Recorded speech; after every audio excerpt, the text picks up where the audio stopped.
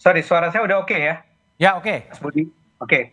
Ya, jadi sebetulnya yang lebih kami beri perhatian adalah bagaimana agar partai-partai politik yang ada ini, yang besar-besar, itu bisa bersatu dalam waktu yang tidak sekedar jangka pendek, ya. Jadi kita merasa bahwa kalau Indonesia ingin mencapai kemajuan seperti yang diharapkan, salah satu syarat pentingnya adalah adanya persatuan di antara partai-partai. Hmm. Nah, persatuan di antara partai-partai ini nanti dalam waktu tidak akan lama lagi akan terasa manfaatnya pada saat terjadi pilkada-pilkada di berbagai daerah di Indonesia. Ya, ini perlu sekali bahwa para pimpinan partai di Indonesia yang besar-besar, bukan hanya yang besar-besar ya, semua pimpinan partai itu bisa duduk bersama-sama dan tidak menyerahkan pertarungan untuk memperebutkan pilkada di pemimpin daerah di setiap daerah itu kepada kondisi masing-masing daerah.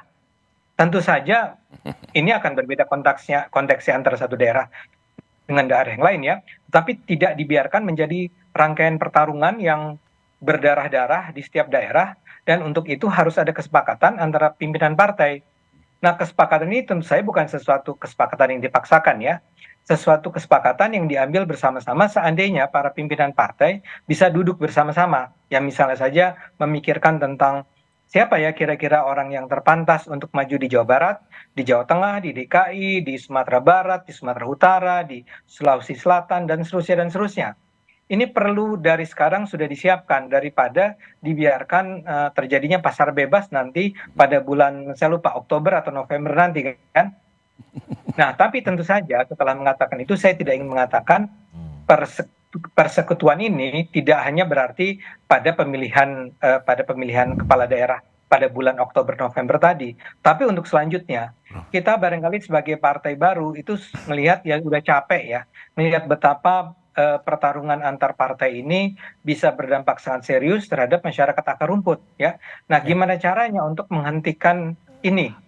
Sebaik-baiknya dalam pandangan kami memang tidak terlalu banyak kekuatan yang bertarung. Kalau perlu memang tinggal dua kubu misalnya dalam hal ini adalah Barisan Nasional yang adalah kira-kira untuk sementara adalah Koalisi Indonesia Maju ya kira-kira sementara ini. Tapi barangkali kalau di situ nantinya Nasdem juga mau gabung atau mungkin nantinya siapa P3 mau gabung, itu sangat bagus sekali karena itulah memang di dalam skema ini kita berpikir tentang tetap perlu ada oposisi, dan oposisinya adalah pihak yang tidak mau bersatu dengan si koalisi ini, Barisan Nasional ini. Nah, kenapa Pak Jokowi? Karena dalam pandangan kami kan begini kira-kira. Satu, sudah ada Pak Prabowo sebagai presiden. Dia pemimpin pemerintah, dia pemimpin eksekutif. Cukup, dia menjalankan apa yang dia rancang selama 5 tahun dengan cara sebaik-baiknya. Tapi pada saat yang sama, upaya untuk membawa para partai itu untuk duduk bersama secara terus-menerus, berbicara tentang bagaimana membangun Indonesia untuk mencapai, tadi disebut oleh Grace misalnya, Indonesia Emas, itu kan kira-kira tahun 2045 ya kalau nggak salah. Itu gimana caranya? Nah, kalau bisa memang kita berharap partai-partai besar ini mau ya berbesar hati untuk duduk bersama-sama, untuk bilang yuk kita kerjasama, kita koalisi, kita nggak berantem-berantem terus ya, untuk mencapai kemajuan Indonesia. Kurang lebih Mas Budi idenya semacam itu. Oke, baik Bang Ade. Bung Taslim, jadi Nasdem akan setia di jalur perubahan atau tergiur masuk dalam kekuasaan? Sebelumnya menarik ini untuk membicarakan figur Pak Jokowi. Saya jadi ingat pernyataan Profesor Adjumadi Ajra. Dia mengatakan begini, coba kita perhatikan apa yang dilakukan oleh Pak Jokowi biasanya bertolak belakang dengan apa yang dia nyatakan. Oke. Waktu itu beliau mengatakan yang sampai sekarang segar di ingatan kita, kalau ada yang minta saya 3 periode itu mau menampar muka saya, mau mencari muka, dan sekarang terbukti menjadi wacana publik bahwa keinginan beliau sebenarnya 3 periode yang ditolak oleh Mega, maka terjadilah seperti yang kemarin. Jadi kalau hari ini Pak Jokowi mengatakan mau pulang ke Solo, itu sinyal buat Pak Doli. Kenapa Kak Doli? Untuk tinggal di Jakarta. Tinggal di Jakarta gitu. Tadi Pan belum menjawab pertanyaan. Anak-anaknya tidak bakat politik dan segala macam, ternyata semua masuk. Sekarang malah menantu kan? Menantu di Medan dan menantu di mana di Jogja ini, disebut di Sleman. Jadi menurut saya benar tadi Pak Ari biar saja dinamika yang menentukan, tetapi pemimpin itu harus meninggalkan sesuatu. Apa yang ingin ditinggalkan oleh Pak Jokowi buat kita-kita setelah 10 tahun menjadi presiden? Apa? Apakah infrastruktur? Apakah pernyataan-pernyataan beliau yang selalu ada di YouTube?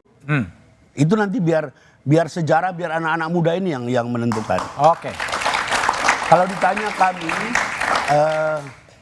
kami akan terus berusaha merawat Koalisi 01.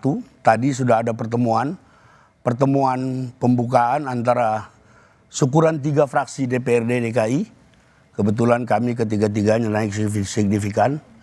PKS itu sekarang menjadi ketua DPRD DKI. Nasdem menjadi wakil ketua DPRD. Dari 7 menjadi 11. Yang paling fantastis lagi PKB dari 5 menjadi 10. Nah, kami kami tidak muluk-muluk akan mulai merawat terus koalisi perubahan ini sampai menghadapi Pilkada 514 kabupaten pada November nanti. Setia ya? Jadi kalau mau dikatakan setia, ya salah satu ukuran yang paling tegas di masyarakat itu adalah kesetiaan kepada nilai. Dan sampai sekarang, bukan kesetiaan pada kursi ya? Sampai malam ini kami masih setia. Oke, masih setia pada nilai, bukan pada kursi. Oke, baik. Zainal Arifin Mohtar. Uceng, aku ingin tanya pandangan Uceng ya. Ini kan Pak Jokowi sudah 20 Oktober memang, tapi sudah ramai akan kemana lari. Gimana Anda memandang itu, Uceng? Saya kira begini ya. Yang pertama, saya agak khawatir sebenarnya kita sedang melakukan normalisasi sesuatu yang sebenarnya sekian lama kita celah. Oke. Yaitu apa? Gejala kutu loncat politik. Kutu loncat politik ini terjadi biasanya kalau kita melakukan riset, itu biasanya karena ideologi partai yang lemah. Jadi biasanya kalau di negara-negara lain, seorang politisi lompat-lompat itu bukan lompat dari satu partai besar ke partai besar. Biasanya dia hanya bisa main di partai kecil yang memang ideologinya lemah. Selama ideologinya mapan, kuat, partainya kemudian punya ideologi yang kuat, lalu kemudian mapan, itu biasanya sulit tuh menerima gejala kutu loncat. Nah, saya agak khawatir nih ketika yang kita bicarakan seakan-akan melumrahkan gejala kutu loncat itu.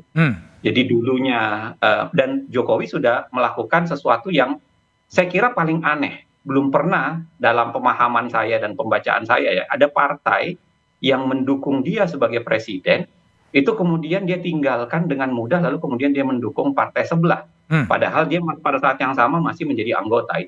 Itu normalisasi menurut saya hal yang keliru, yang memang perdebatannya bisa panjang. Yang kedua begini, saya selalu agak khawatir dengan kebiasaan dalam sistem presidensil, tetapi memaksa untuk menggunakan koalisi besar. Ada dua kekhawatiran saya. Yang pertama adalah, saya selalu ingatkan, kalau kita menggunakan sistem presidensil, lalu koalisinya terlalu besar pendukung pemerintahan, godaan otoriternya tinggi. Itu sudah kita dapatkan di SBY, ya. Lalu kemudian kita dapatkan di Jokowi. SBY dulu memimpin sekretaris gabungan, walaupun dipimpin oleh Golkar, seingat saya ya, oleh Abu Rizal Bakri, membentuk sekretaris gabungan sekitar 70-an%.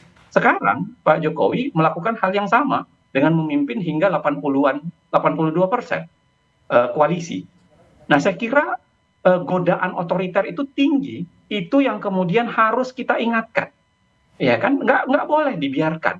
Kalau kemudian sekarang begitu misalnya Pak Prabowo dilantik tanggal 20 Oktober, lalu kemudian didorong lagi untuk membangun koalisi besar pendukung pemerintahan, menarik-narik namanya oposisi, dugaan saya atau kecurigaan saya, jangan-jangan kita sedang menjerumuskan negara ini menuju ke arah otoritarian baru lagi.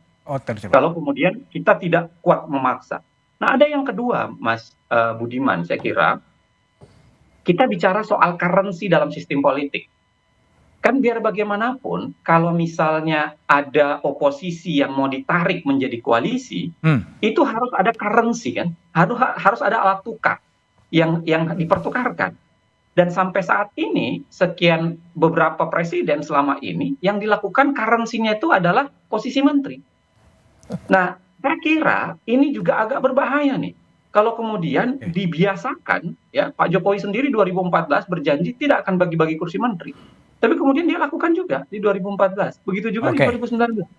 Nah, Baik. apa bahayanya bagi menteri ini, Mas Budiman? Saya mau bilang begini, kita lihat koalisi ini terlalu besar nih. Iya kan, kalau memang berupaya ditarik ya, misalnya ada hanya 1-2 partai yang akan ditinggalkan lalu semua akan ditarik, koalisi ini akan kegedean. Dan dugaan saya yang pertama dilakukan oleh pemerintahan terpilih adalah mengubah undang-undang Kementerian Negara. Oke, untuk menambah menteri ya.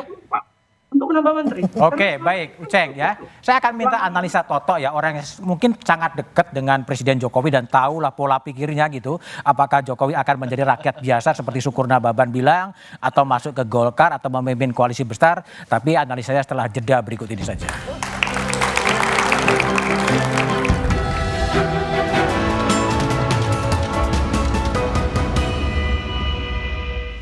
Kemana Presiden